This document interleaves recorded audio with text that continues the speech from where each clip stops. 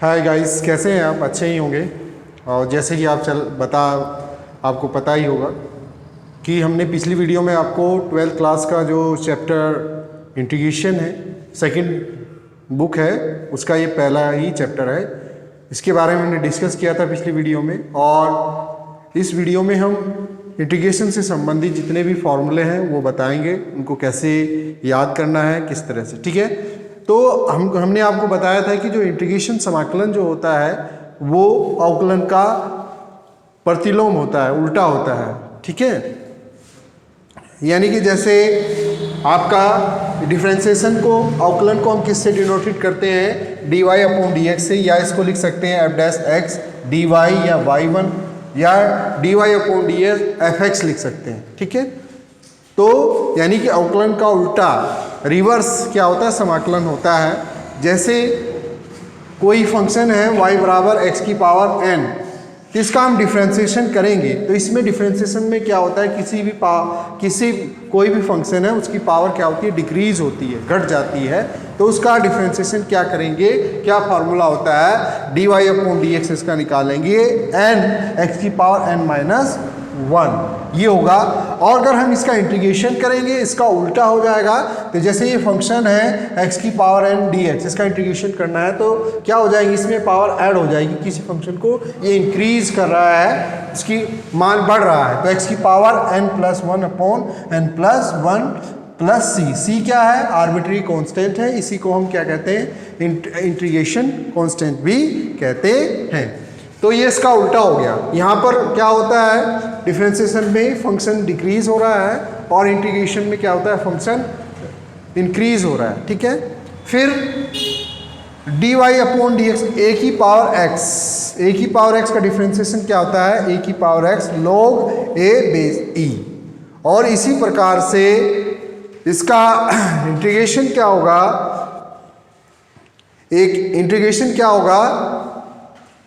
इसका इंटीग्रेशन होगा, जैसे इसका उल्टा हो जाएगा, a की पावर x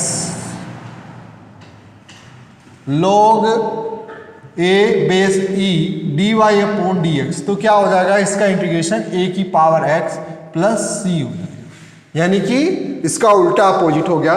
a की पावर x का डिफरेंशिएशन क्या होता है? a की power x log a base e, इसका इंटीग्रेशन a की power x log a base e dx का इंटीग्रेशन क्या होगा? a की पावर x प्लस c होगा। ठीक है, फिर dy अपॉन dx log x का इंटीग्रेशन डिफरेंशिएशन क्या होता है? 1 अपॉन x होता है। और इंटीग्रेशन 1 अपॉन x का इंटीग्रेशन क्या होगा? जहां पर फंक्शन में 1 अपॉन x आएगा उसको हम क्या करेंगे? log x प्लस c, इसका उल्टा हो गया। यानी कि इंटीग्रेशन 1 अपॉन x का इंटीग्रेशन क्या होगा? log x होगा, और log x का डिफरेंशिएशन क्या होगा? 1 अपॉन x होगा। फिर थर्ड फॉर्मूला dy अपॉन dx log x base a, log x base a का डिफरेंशिएशन क्या होता है? 1 upon x log e base a होगा। और 1 upon x log e base a का डिफरेंशिएशन क्या होगा? log x base a। आ गया ना उसका, वही यहाँ ये डिफरेंशिएशन था, डिफरेंशिएशन का ये 1 upon x log e base a, और 1 upon x log e base a dx का डिफरेंशिएशन क्या होगा? log x बेस a ये होगा। ठीक है, फिर इसी प्रकार से dy अपॉन dx sin x का डिफरेंशिएशन cos x होता है, और cos x का डिफरेंशिएशन क्या होता है? माइनस sin x होता है। तो इसी प्रकार से इंटीग्रेशन cos x का इंटीग्रेशन क्या होगा? sin x होगा, और sin x का इंटीग्रेशन क्या होगा? प्लस c जुड़ जाएगा, minus cos x plus c होगा। यानी कि अवकलन का उल्टा ही क्या होता है? इंटीग्रेशन समाकलन होता है। ठीक है, तो ये कुछ फॉर्मूले हैं आपको याद करने हैं। फिर इसी प्रकार से हम लिखेंगे कुछ फॉर्मूले।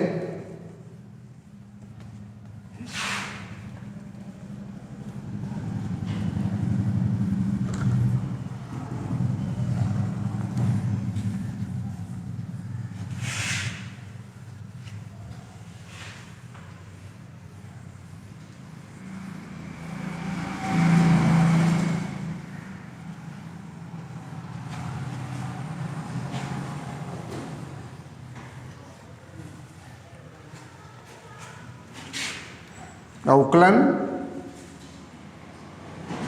और ये समाकलन।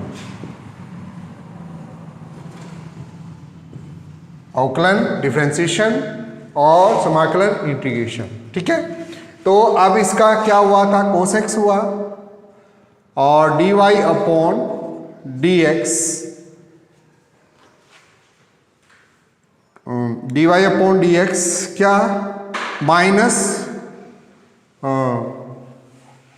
कोटेक्स, कोटेक्स का क्या होगा माइनस कोसेक स्क्वायर एक्स और integration cosec square x dx तो क्या होगा माइनस कोटेक्स प्लस सी और इंटीग्रेशन dy अपॉन dx, ये डिफ्रेंसिएशन है, वो इंटीग्रेशन है dy अपॉन dx cosec x, cosec x, cosec x का क्या होगा cosec x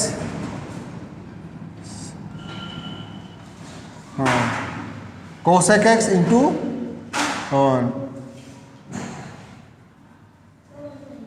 cosec x dy अपॉन dx कोसेक x का क्या होगा कोसेक x नहीं ये होगा dy अपॉन dx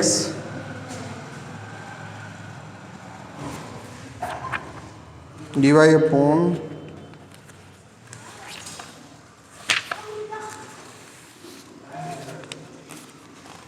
dy अपॉन dx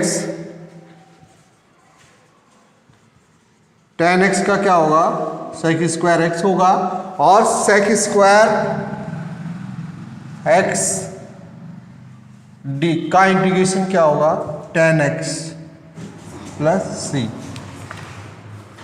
और sec x का dy अपॉन dx, sec x का डिफ्रेंसिएशन क्या होगा sec x tan x होगा dy up integration sec x into tan x dx, इसका इंटीग्रेशन क्या होगा sec x प्लस c, इसका उल्टा हो रहा है यानी कि sec x का differential sec x into tan x है और sec x और इंटू tan x dx का इंटीग्रेशन क्या है sec x प्लस c। ठीक है, और फिर dy अपॉन dx cosec x, cosec x का होगा minus cosec x into cot x और फिर इंटीग्रेशन